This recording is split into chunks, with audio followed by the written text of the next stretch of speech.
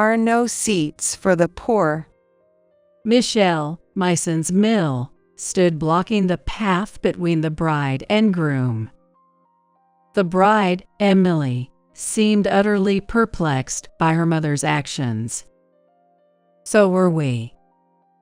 I exchanged looks with my son, Alex. Today was Alex and Emily's wedding day. It was supposed to be their big day, yet somehow Michelle ended up running the show. I looked at Michelle. She looked down on me and Alex. Well, if that's how it is, there's nothing we can do. Shall we head out? Yay. We decided to leave the venue. I could hear Emily pleading with Michelle. Michelle didn't think she's in the wrong. She thought it was our fault that we were poor and single mother families. But I disagree. What's so criminal about being a single mother family? And what's inferior about it? I'll show Michelle. The seriousness of raising my son alone. My name is Lily Tanner. I'm 50 years old. I was blessed with my son, Alex, at the age of 25. But my husband passed away in a car accident shortly after Alex was born, leaving for heaven. For the past 25 years, I've raised and supported Alex on my own. I never remarried. I've been tirelessly working part-time jobs. All the hardships were about to finally pay off. I've got a girlfriend. I want you to meet her. Those words were such relief to me. However, Alex's engagement brought new turmoil into our household. How much does Alex make a year? The first words were not a greeting, but a question. It was a luxurious mansion. I was surprised by how comfortable the chairs were when Emily and her mother appeared.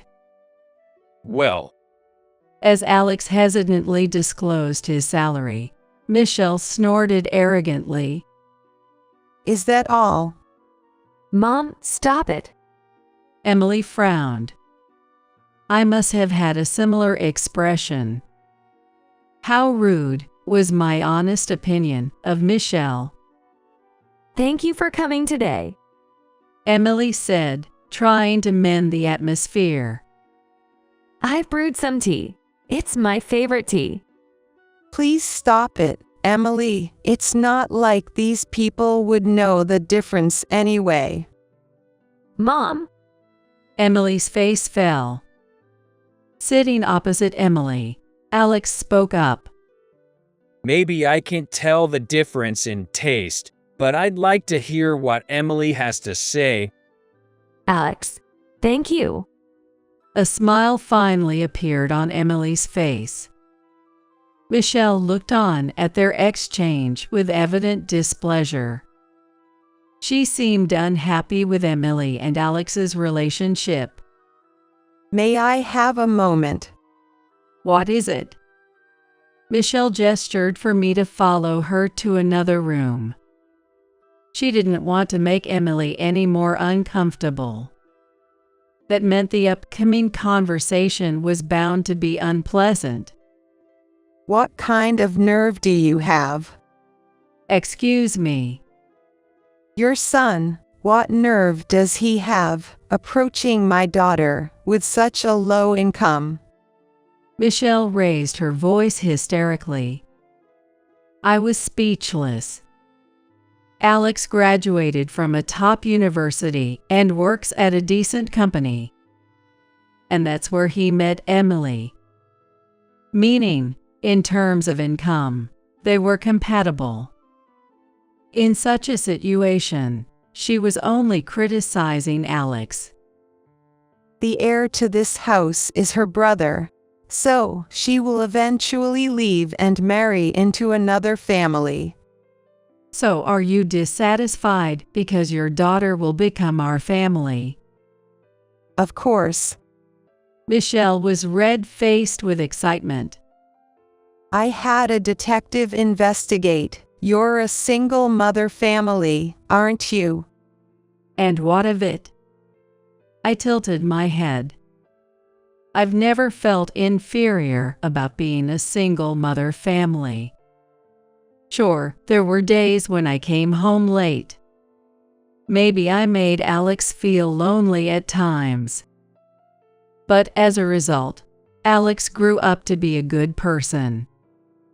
I'll protect you for all the hardships we've faced. I'll never forget him saying that to me at the high school graduation ceremony. True to his word, Alex worked hard. He went to university on scholarships, always kept his grades at the top.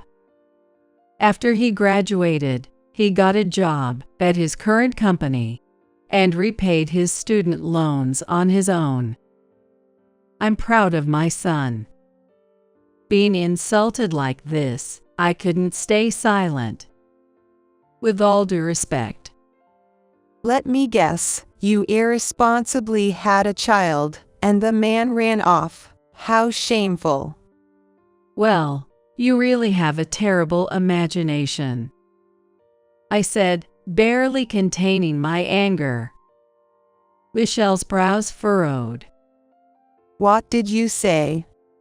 Why can you only imagine such lowly things? What's going on in your head is far worse. I will not allow you to mock my wife any further. A low, growling voice interrupted. Looking up, I saw a middle-aged man standing at the entrance of the room, glaring at us. David, Michelle exclaimed, rushing to the man. He gave a sloppy smile and embraced Michelle. It appeared this man was Michelle's husband. Michelle wore a triumphant smile. She was clearly believing that being married made her superior. listen to this, dear. Yes, I understand. The man replied saccharinely to his wife, then looked hard at us. If you continue to insult my wife, I will have to call a lawyer. But it was her who started berating my son unprovoked. I protested. It was futile. The man, completely henpecked, regarded me as an enemy. So, someone like you is going to be part of my daughter's family. Emily has no judgment. Yes, indeed. The couple looked down on Alex and me together. As I was at a loss for words, footsteps approached. Stop it, both of you. Emily, I thought it was strange that you suddenly disappeared, so I came looking. Alex spoke with a voice strained with anger. Emily, I'm sorry. We're leaving for today. Alex. Emily looked down sadly. Alex momentarily showed a look of reluctance, but quickly composed himself. Let's go, Mom. Sure. Alex began to lead me away. Michelle's voice called out from behind us. never come back to our house again. As if I would. Emily did nothing wrong. It was her parents who were pitiable for putting her in such a difficult position. Yet, I couldn't bring myself to forgive them. What should I do? Is it okay to just watch over Alex and Emily's relationship? Hey, Alex. I have no intention of breaking up with Emily. He said, as if reading my thoughts. His eyes looked down, filled with a sense of apology. I really do love Emily. I see. His words and expression made up my mind. I'll support your relationship." Mom, thank you. He must have expected me to oppose. Alex broke into a smile, and his happiness was contagious. I found myself smiling too. I've been quietly observing Alex and Emily's relationship. Since then, we haven't seen Emily's parents. Emily avoided the topic when she visited our home, engaging in different conversations instead. Alex inevitably led our conversation. They made sure to include me in their world. I appreciate it deeply. Mom, we're talking about the wedding venue. Wedding venue. What about it? I was puzzled, and the two exchanged looks. Come on, Mom. We just talked about Emily and my wedding. What? Your wedding? I couldn't help but exclaim in surprise. So you two are finally getting married. Despite our parents' objections. But it's our life. Emily said, her expression a mix of emotions. Yet determination underpinned her words. It seemed she had chosen to walk through life with Alex. As a mother, could there be anything more gratifying? I'm fond of Emily too. If she's willing to stand by Alex as his wife, nothing could be more reassuring. Tears welled up in my eyes. Alex noticed and was startled. Are you okay, Mom? Oh no, I'm sorry. I know it's too early to cry, but I hastily wiped away my tears. Emily offered me a handkerchief. It's adorned with a pattern of light blue clovers on a white background. You are my Mill. So you'll call me that. Thank you. I was overwhelmed with joy. To have such a kind son and deal was a blessing. But this feeling of happiness was about to be shattered. Starting with the wedding reception, a nightmare's beginning. I stopped, puzzled. Looking around the venue, I couldn't find my seat anywhere. After making a full circle, it was clear there was no seat for me. Wondering if it was a mistake by the venue staff, I approached the staff at the venue. Excuse me. Are you still here? It wasn't a staff member who responded, but Michelle. Her arms crossed and smirking smugly. Why don't you take a hint? This wedding is very important to the Minton family. Michelle said so with a condescending tone.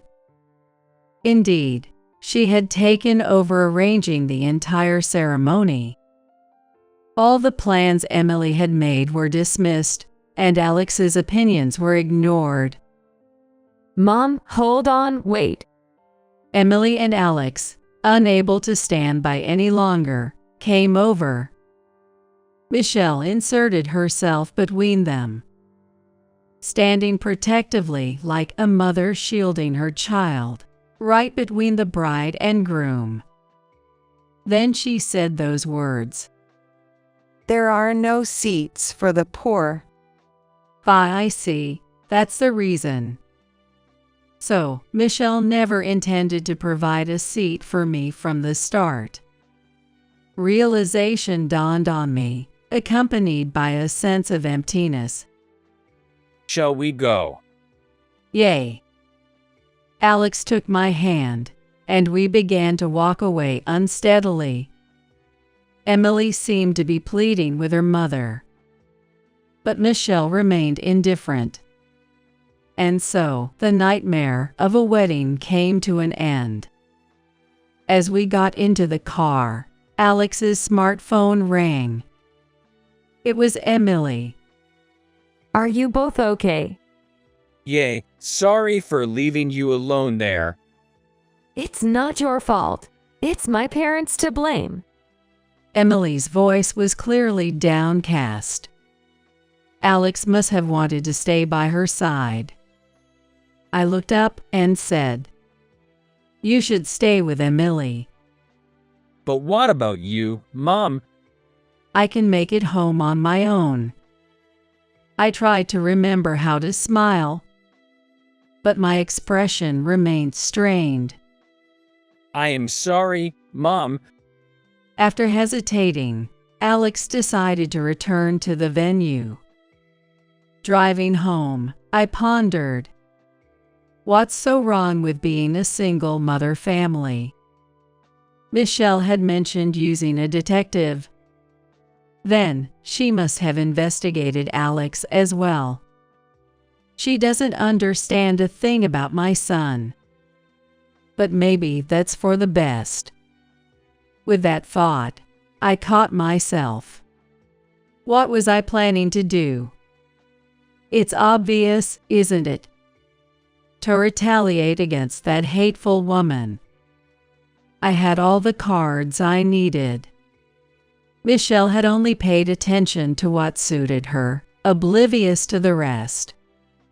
That's why she is unaware. Waiting at home for Alex to return. He came back with Emily. I'm sorry about my parents. It's all right.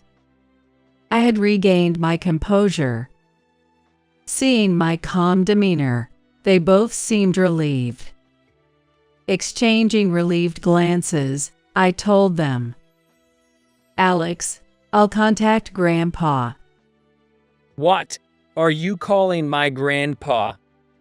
Alex's smile vanished, and Emily tilted her head in confusion.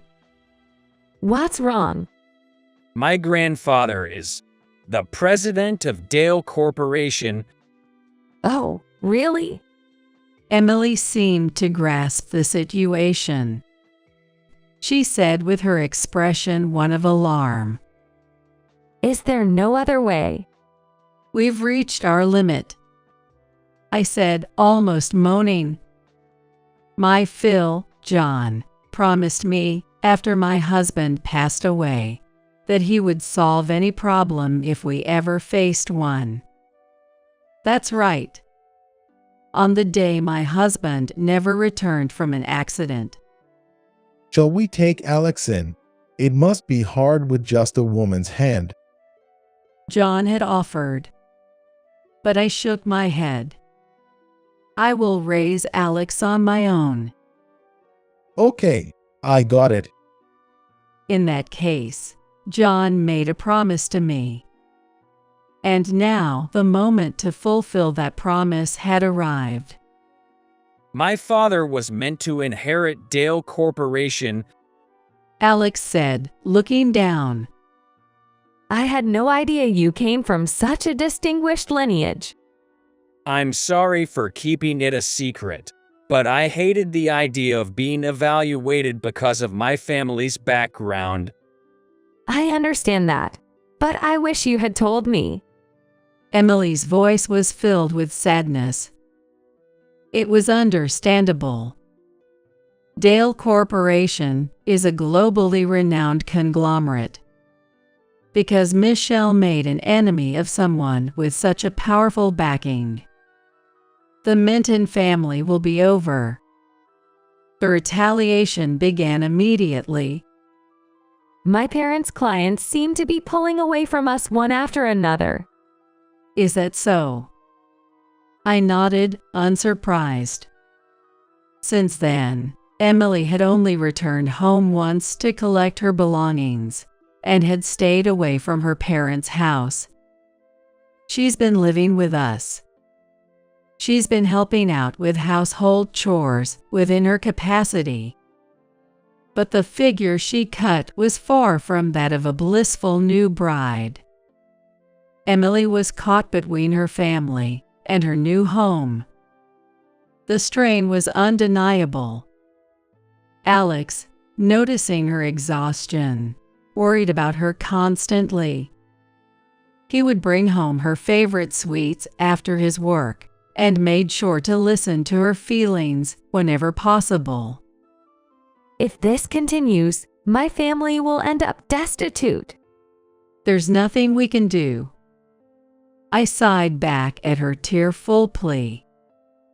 John accepted me, despite our differences in family background and education, as his son's wife. It was a gift of trust and love for his child, accepting all his choices. That's... Emily struggled to find the right words. Emily's parents criticized a single-mother family. They looked down on Alex as unworthy of joining their family lineage. But what's the reality? That poor-looking man is the grandson of a major corporation's president. You must be joking. Shouldn't we apologize to them now? Don't be stupid. What Emily heard from her parents during her brief return home to collect her belongings was such an exchange. Since that was the only time she went back, she didn't know how their conversation turned out afterward. My mom isn't the type to apologize to anyone. I guess so. Some people only feel fulfilled in life by looking down on others. What a petty existence. It's a pity, too. What about suggesting your family apologize? That's impossible. Or rather, it would be meaningless. Doing that would just make my mom more stubborn. What a troublesome person. Alex was exasperated. Emily looked down and shook her head too. It seemed there was no solution for them to break through this situation. Nor did I have one. Or rather, I didn't even intend to stop it. The Minton family was intoxicated with power. They looked down on others. They didn't hesitate to crush those around them. And now, by misjudging who to look down upon, they found themselves on the side being looked down upon. It was only a matter of time before they were crushed by the very power they revered. What would they do now? If they are as capable as they boasted, they'll find a way out on their own. Lily. Emily finally broke down in tears. Mom, that's enough. It's time to talk to Grandpa. It was when Alex began to speak. Then Emily's smartphone rang. She looked up. She wiped her tears and checked the notification.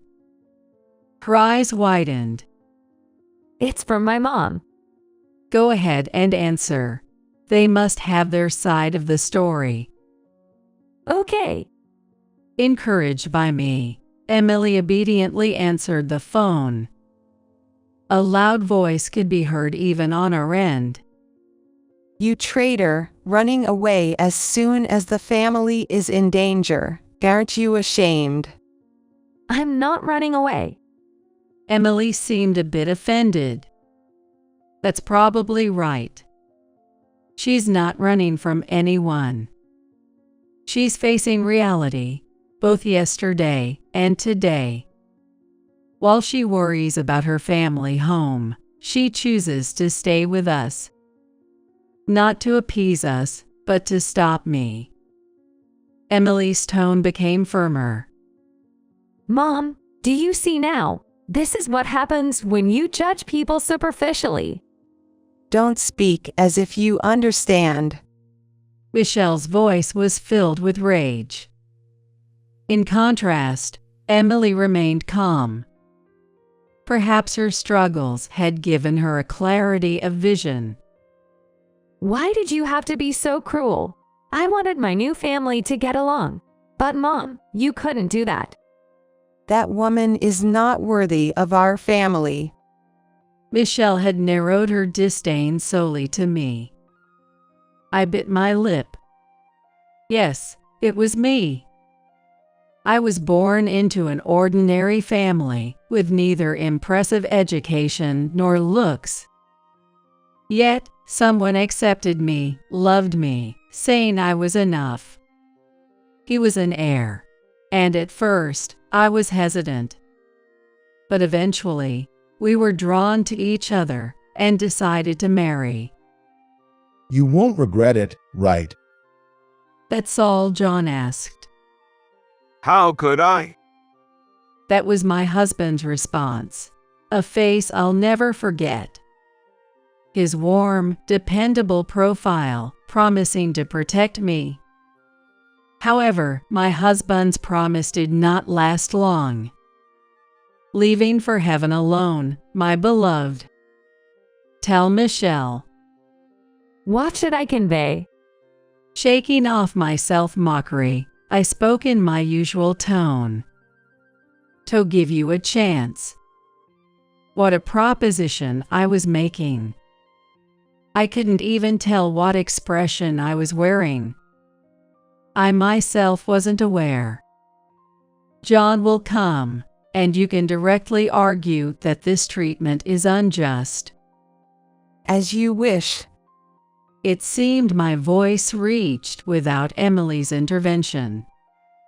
Michelle, summoning her last bit of defiance, retorted. To get upset over such trivial matters and oppose us. It may be trivial.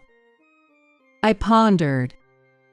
It didn't bother me to be the focus of attacks and insults. But what about Alex, with such a character for his mill? When would he start receiving poor treatment as well? This wasn't about pride.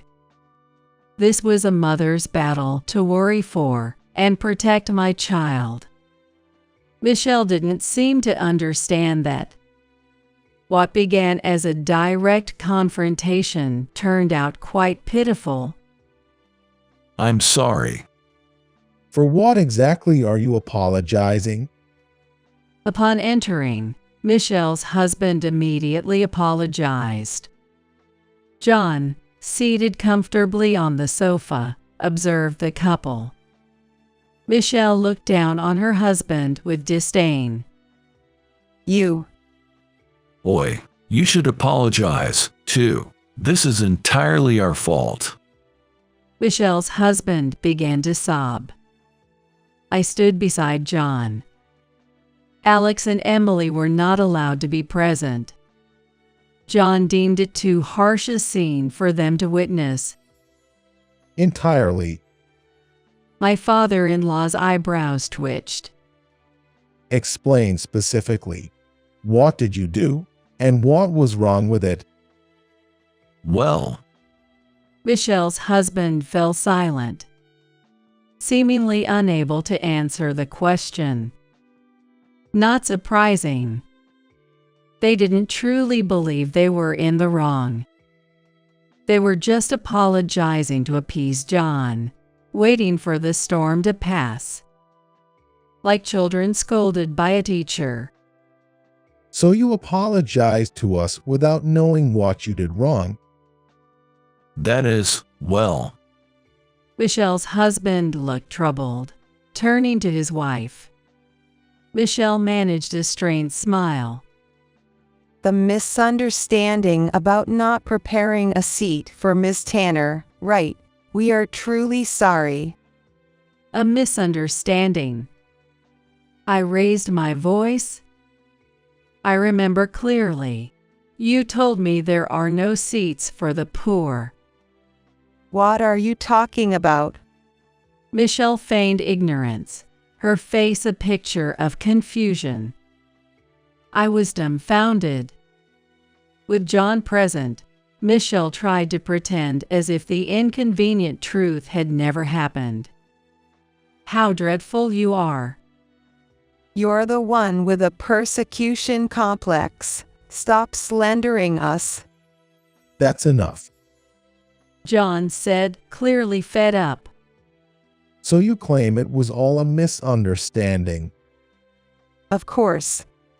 Michelle answered immediately, There was hope in those eyes. If she could convince John, they would win. But the next moment, my Phil was furious. How long do you intend to lie? I have confirmed your actions not only with the newlyweds, but with everyone present at the venue. Everyone, that's impossible. The light faded from Michelle's eyes, and she collapsed on the spot. Please, do something. She clung to her husband, but he was only crying. Facing the pathetic couple, John said, If you had sincerely apologized for your rudeness, I could have forgiven you. But what did you do? Nothing but lies for self-preservation. I'm speechless with disgust. Your son picked such a boring woman, right? Michelle yelled in defiance.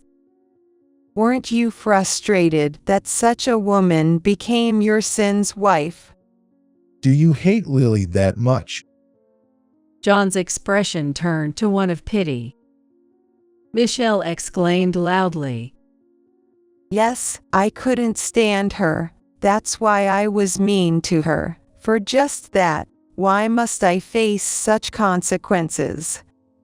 Because your way of thinking is incompatible with mine. John's voice was advisory, seeking to impart wisdom. I wanted to understand who Lily was. He said, looking at me. I was straightening up.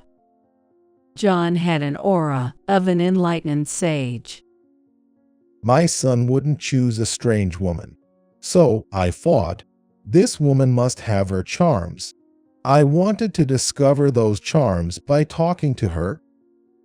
What a waste of time. Michelle scoffed, but John remained calm. Lily is kind and hardworking. She has raised our grandson commendably on her own. My son's judgment was not mistaken.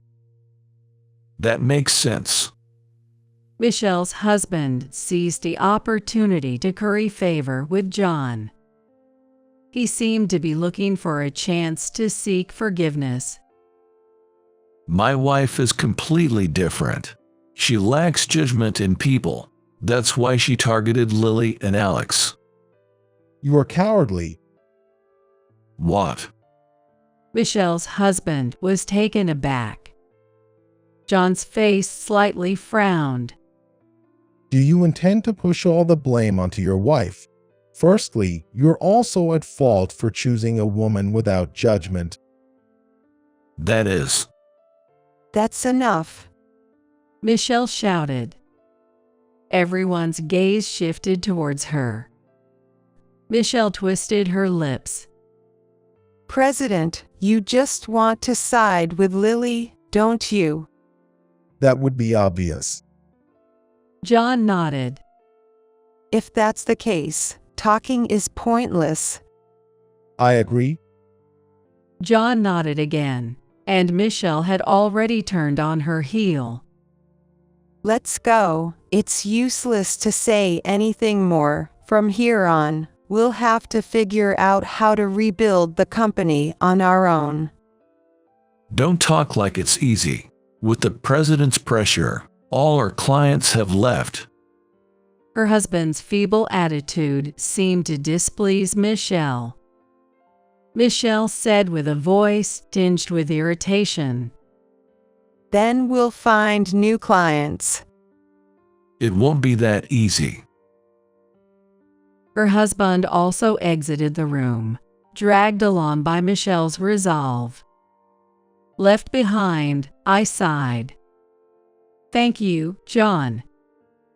No need for thanks. John shook his head leisurely. And so, he spoke as if to impress upon me. You earned my trust through your actions and strength, and they, through their actions, have earned my disappointment. Yes. John hadn't sided with me unconditionally. It was trust in me that prompted his support. Meaning, if I were to stray from the right path, he wouldn't help me anymore. I will remember this, John. I thanked him. The downfall of Michelle and her husband was relayed through Emily. Emily has been staying with us, and since then, we've started receiving communications from Michelle. Emily, come back home now. You need to help with our business. No, Mom, I'm not coming back. Emily's resolve was evident in her eyes. I understand what you want, Mom. You want me married into a well-off family, right? This child is. It seems she hit the nail on the head, I thought, hearing Michelle's grumbling voice through the phone. Let me talk to her. Are you sure? It's fine, I assured her with a gentle smile. And Emily handed me the smartphone. Hello, Michelle. How dare you speak to me like that?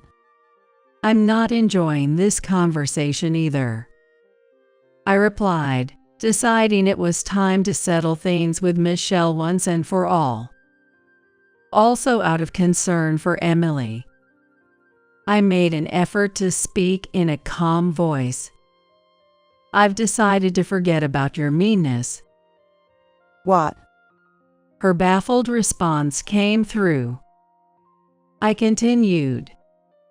I don't want to be involved with you any longer.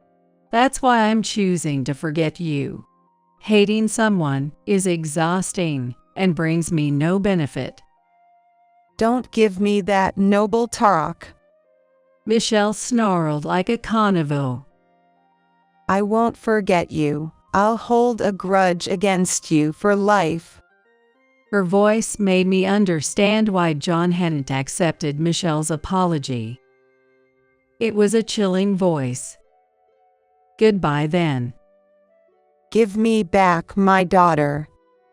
Emily is now Alex's wife and has taken the Tanner surname. I'll make them divorce right now. I informed her. That's impossible. Knowing she should be aware of this fact. Emily is pregnant with our son's child. What? Michelle fell silent. She isn't sure how to respond. After a pause, she spoke. Her voice is trembling. Please, give me back my daughter. I don't care about the baby. Are you still saying that? I sighed. Looking at Emily, she gently caressed her barely noticeable belly. Could she possibly think of abandoning her unborn child to return to her parental home? There's no way Emily would do that. How could a mother not understand this? Do you intend to separate Emily from her child? If she has a child, she won't find another place to marry into. Michelle selfishly remarked. It was evident that Michelle intended to use Emily for their convenience. Please don't involve yourself with Emily anymore. I'm her mother. Michelle's voice, though weak, was stubborn. Give her back. Don't be unreasonable. I'm hanging up now. Hold on, she's pregnant. That must be a lie. She couldn't possibly. Michelle was panicking. Let me talk to her again. I'll talk to Mom. Emily intervened, seeing the distressful situation. Despite being a delicate time for her, she was determined to speak to her mother. Reluctantly, I handed over the smartphone. Hi, Mom. Emily, it's a lie, right? That woman is lying, isn't she? Mom, it's all true. Emily's voice was calm yet firm. I'm going to be a mother here. So I can't meet your expectations, and please don't call anymore. Her voice carried a certain force. Michelle groaned, troubled, and soon her voice became muffled. She seemed crying. Emily, please, we have no other way. Our home will be ruined. Then Dad and I will have nowhere to go. We've been abandoned by relatives. What should we do? Thinking of a solution is what adults do. Handing back the phone, I added, "You brought this upon yourself." Michelle had to take responsibility as an adult for despising me and Alex simply because we were a single mother family. She had to face the consequences. Wait. Her voice was desperate, but I silently ended the call. Despite persistent calls, Emily, with a resigned look, turned off her smartphone. John was delighted with Emily's pregnancy. I want to be part of that child's family this time. Please, feel free to visit our home. Alex proudly responded. Due to the growing family, we decided to move to a new home next spring. Although it's a bit far from the station and inconvenient, it has a spacious garden. We're excited about starting a vegetable garden and growing flowers through the seasons. Since then, Michelle has become significantly quieter. Occasionally, Emily's father contacts her, but it seems his messages are mostly cries about the failing company and grievances against Michelle. My dad always blames others. I wish he would be more responsible. Yay, he's going to be this child's grandfather after all. Alex said with a laugh. Emily also smiled. Watching their affectionate interaction filled me with contentment. Life in the new home has been smooth.